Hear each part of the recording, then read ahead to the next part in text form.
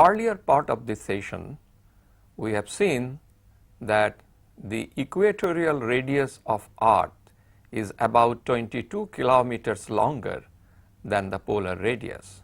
Using the polar radius and the equatorial radius, a parameter flattening was calculated, and it gave the oblateness or flattening of the best fit spheroid to the Earth having 1:300 ratio. Now, this is a mathematically calculated shape of the Earth, and if we compare it with the actual shape of the Earth, it is quite obvious the surface of the Earth does not exactly follow this shape. Another point of great interest is that while measuring elevation of peaks of mountains or the bottom of the ocean, we use a datum plane as the zero altitude plane. This plane is called the mean sea level. It is very simple to measure elevation with respect to the mean sea level, that is MSL, when the measuring point is very close to the sea. But the problem arises when one has to measure the elevation of a peak deep inside a continent far away from the sea. How will you know what is the MSL there? One simple answer to this question is that if we can extend the surface of the mean sea level through the continents, that is cutting through the continents from one coastline to another coastline, that may define the MSL. Or very simplistically, if we cut a canal through the continent joining the oceans on its two sides, the elevation on the top of the canal water will define the MSL.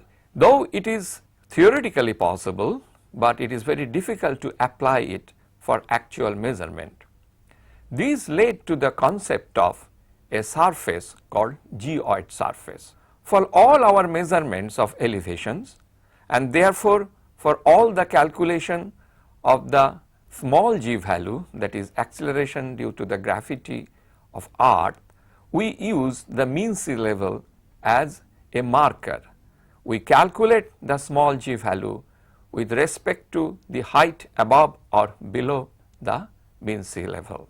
This surface then is taken to be a surface of equal potential energy or equipotential surface. The purpose of defining a geoid is that we can think of the surface of geoid that best approximate the spheroidal shape of the Earth as a surface of equipotential.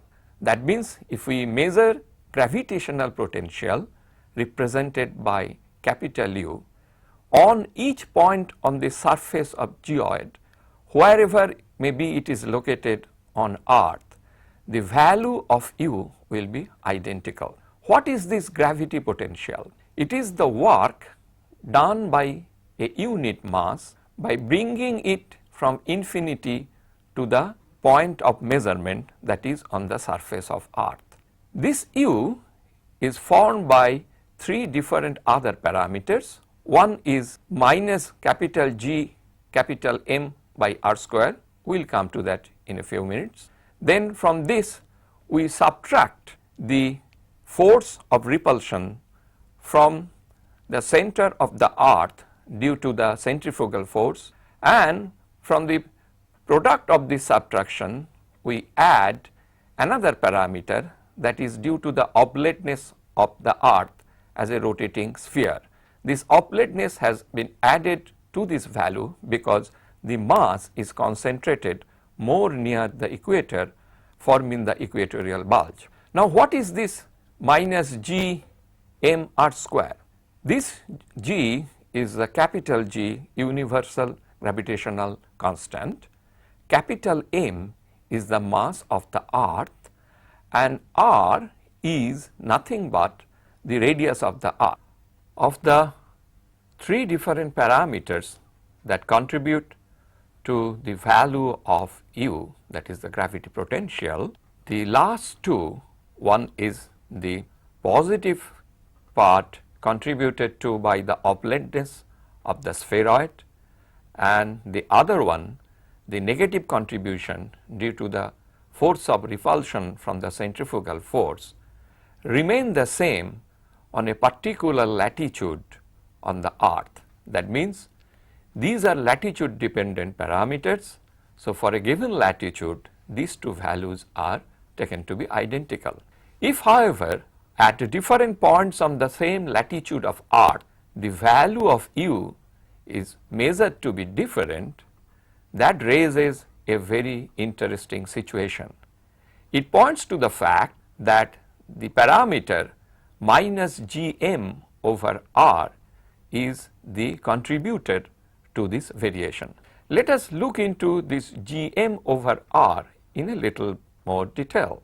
Compared to the formula of attraction between any 2-point mass, this value gm over r is interesting, because when 2-point masses attract each other, then the attraction is inversely proportional to the distance between the 2-point masses. That is, in case of earth, it will be inversely proportional, that is, the attraction is controlled by the ratio 1 over r square. R has a power of 2. That means, as you go further away from a mass, this attraction will become smaller and smaller very rapidly, because it will affect the ratio by a factor r square rather than simple r. When we are considering this minus gm over r, we find that this ratio is not that sensitive to the distance, because it is inversely proportional to r only, not r square. What is the benefit of this r instead of r square? We always believed from other studies like earthquake waves that Earth's density is not the same all over it. Its density changes with depth, but also it is a common knowledge the density of points at the same depth at different points on earth is not the same. That means there is not only a vertical systematic variation of density, but there are lateral variations of density within the earth. What happens if a denser body is located inside the earth? The deeper it will be located, the less will be its effect on the small g, that is the gravitational attraction of the earth, because the greater the depth, the small g is controlled by 1 over r square. So, the attraction part will be less affected by the distance. So, for short distances between the measurement point and the center of earth, or any change of mass inside the earth, will be more affected when the denser material is closer to the measuring point. If however, the denser material is far away in the deeper part of the earth from the measuring point on the surface, its effect will be less and less noticed on the surface of earth. The parameter minus gm over r will not be so sensitive to the change in the distance, because it is inversely proportional to r, that is the distance between denser material inside the earth and the measuring point on the surface. As a result, for objects with higher density at a greater depth, the value of u will be affected, but it may not be affecting so badly the value of the gravitational attraction.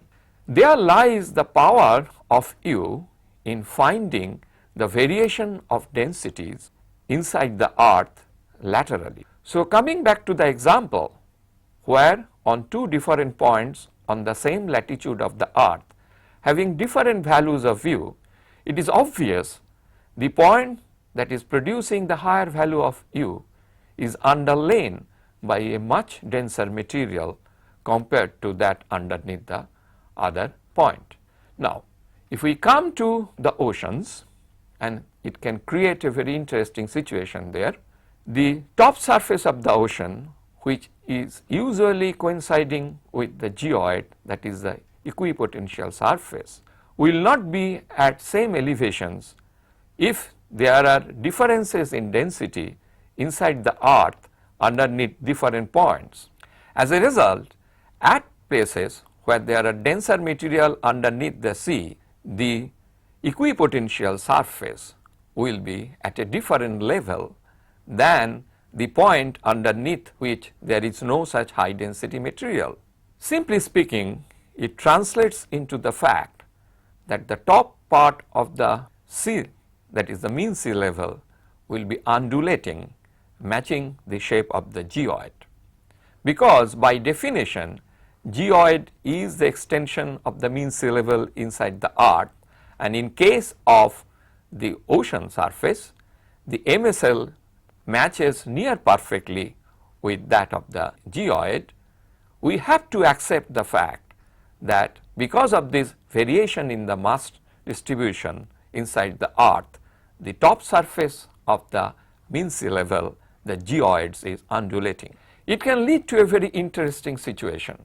We all know from our very beginning days of school that when we look at the horizon from the coastline of a sea, we see the ships gradually vanishing because of the curvature of the earth as the ship goes away from the observer. The opposite phenomenon happens when the ship moves towards the observer.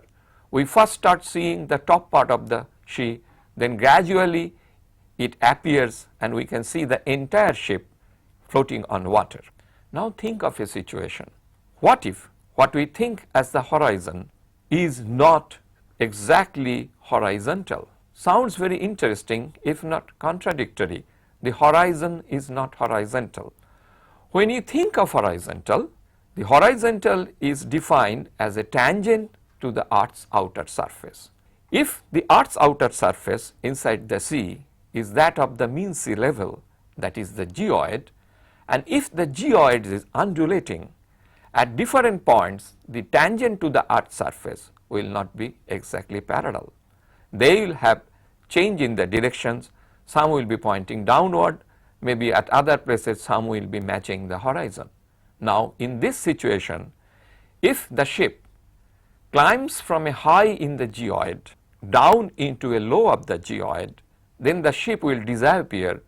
Again, when from the low in the geoid the ship climbs up again into a high of the geoid, the ship will appear again, as if the ship has traversed a very sinuous path. This is the high point of the geoid. So the ship comes here and we can see the full ship, then it goes down and the ship disappears. But the geoid surface being curved, after coming to a low, it picks up again and the ship appears and goes like that.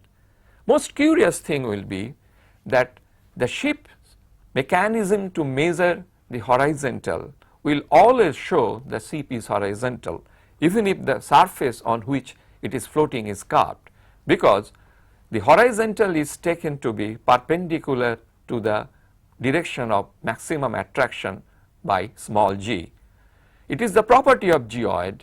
At any point on the geoid, the value of small g is always directed perpendicular to it. So with the help of a little understanding of the variation in the elevations of geoid, we can explain some things which may appear contradictory. The places where the geoid surface is occurring at an elevation above that of the mean spheroid, from the measurement of the U, the surface of the geoid has been mapped all over the earth. There are places where the geoid surface lying above the reference spheroid surface, that is the best fit spheroid with flattening of 1:300. There are places on earth where the geoid surface occurring below the reference spheroid. The surface of geoid above the reference spheroid surface are having positive geoid anomaly, and the lows on the geoid surface are referred to geoid surface with negative anomaly. Thereby, by mapping the geoid surface and finding the geoid anomalies, we can easily determine whether the density of the earth material underneath the point of measurement are the same or different. So, just measuring this potential U, we are making estimates of how the density of the materials very deep inside the earth, and this depth can be as deep as near the core mantle boundary. So, the measurement of U and calculation of the geoid anomaly can lead us to detect density variations deep inside the earth, and this depth can be as deep as that the boundary between the core and mantle at 2891 kilometer. This has a very strong bearing while plate tectonics model of the earth are done. Now it is believed in the subduction zone, the subducted slab reaches up to core mantle boundary. The only signal for the depth where this denser subducted slab has reached come from the measurement of